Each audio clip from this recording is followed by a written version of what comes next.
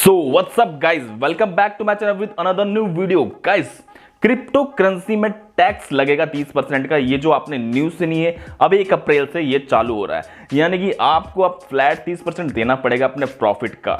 तो समझ सकते हैं ना कि कितना ज्यादा आपको नुकसान भी होगा।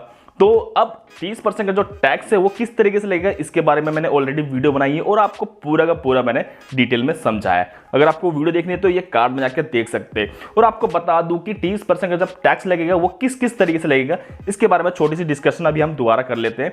और आपको ये सोच के चलना है कि 30% का जो टैक्स लगने वाला है तो ये कब तक के लिए हो सकता है वैल्यू, और किस तरीके से आपको प्रॉफिट का जो 30% देना है। तो चलिए वीडियो को शुरू करते हैं। उससे पहले अगर आप मेरे चैनल में नए तो फटाफट सब्सक्राइब कर लेना और बेल आइकन जरूर दबा देना। साथ ही साथ टेलीग्राम को भी ज्वाइन करना बनता है। तो चलिए दोस्तों वीडियो को शुरू करते हैं। देखो दोस्तों, गवर्नमेंट की तरफ से जो अनाउंसमेंट तो हो चुका है कि 30% का टैक्स लगना है, वो भी फ्लैट विदाउट किसी डिडक्शन, और साथ साथ आपका 1% का टीडीएस भी कटेगा।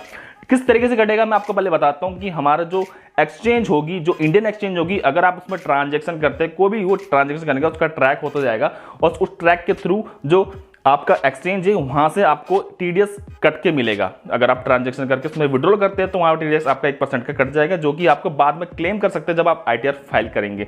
और 30% का टैक्स आपका जो अकाउंट में जब आप बैलेंस ट्रांसफर करेंगे, जो अपने एक्सचेंज की प्रॉफिट निकालेंगे, वहां पर आपका 30% आपको डिडक्शन करना पड़ेगा। 30% का टैक्स आपको भरना पड़ेगा, जो गवर्नमेंट को देना पड़ेगा। लेकिन आपको बता दूं कि ये टैक्स का जो रेगुलेट है, अभी भी गवर्नमेंट की तरफ से उतनी बड़ी न्यूज सुनने को नहीं मिली कि एक्सचेंज के लिए जो एक्सचेंज आपको इंफॉर्मेशन भी, नोटिफिकेशन कोई अभी आया नहीं है कि एक्सचेंज भी आपको बताए कि आपके आने वाले टाइम में टैक्स लग सकता है। तो ये न्यूज आपको जो सुनने को मिली है, क्या आने वाले टाइम में ये काम करेगी या नहीं करेगी, इसके बारे में तो आपको आने वाले टाइम में फ्यूचर में ही पता चलेगा। लेकिन हम 30% का टैक्स देंगे, उससे मैं आपको बता दूं कि हर एक कोई भी एसेट्स हो, मतलब किसी भी तरीके की जो ट्रांजैक्शन होगी क्रिप्टो करेंसी के थ्रू, वो आपको देना जरूरी होगा, चाहे आपका प्रॉफिट होगा या लॉस। अगर आप प्रॉफिट बनते हैं तो आपको फायदा है, अगर आप लॉस में तो समझ लो बहुत ज्यादा लॉस है।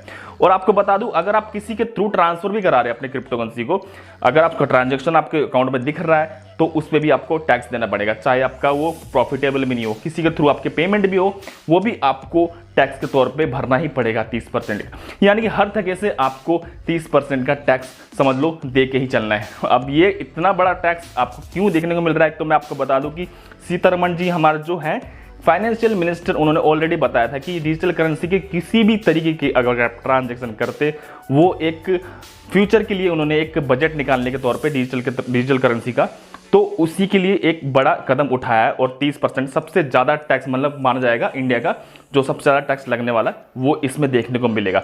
अब सोच के चलिए दोस्तों, आने वाले टाइम में आपको इतना ज़्यादा टैक्स देना ही, अब आप ही सोचोगे कि अपने क्रिप्टो करेंसी को कितना ज़्यादा आपको बचा के रखना है, ज़्यादा से ज़्यादा होल्ड करना है, यानी कि अब ज़्यादा प्रॉफिट होने के बाद ही आप उसको यूज़ करें तो आपको फ़ायदा मंद है। कि छोटे छोटे आप ट्रांजेक्शन करके कुछ निकालोगे तो आपको उतना प्रॉफिट नहीं होगा, क्योंकि उसमें टैक्स ही आपका इतना बनते जाएगा, फिर आने वाले टाइम में आप क्या उसमें से कमाओगे। तो अभी मैं आपको बता रहा हूँ कि सबसे पहले आपको क्या करना है, अपने जो क्रिप्टो करेंसी है उसको सेव रखना है। जितना ज़्यादा प्रॉफिट होगा उतना ज़्यादा आप, अगर टैक्स ही भर रहे हैं तो कोई दिक्कत नहीं है, प्रॉफिट तो उतना ज़्यादा आपको गेन करने को तो मिल जाएगा ना। तो यही मैं आपको बताने वाला हूँ। और आपको बता दूँ P2P का भी सर्विस जो है इसमें जो अवेलेबल है, उसमें भी कुछ ना कुछ रेगुलेशन आ जाएगी, क्योंकि P2P सर्विस के तौर पर के लिए तो अभी ऐसी कोई न्यूज़ नहीं आई कि P2P में भी किस तरीके से चेंज आएगी।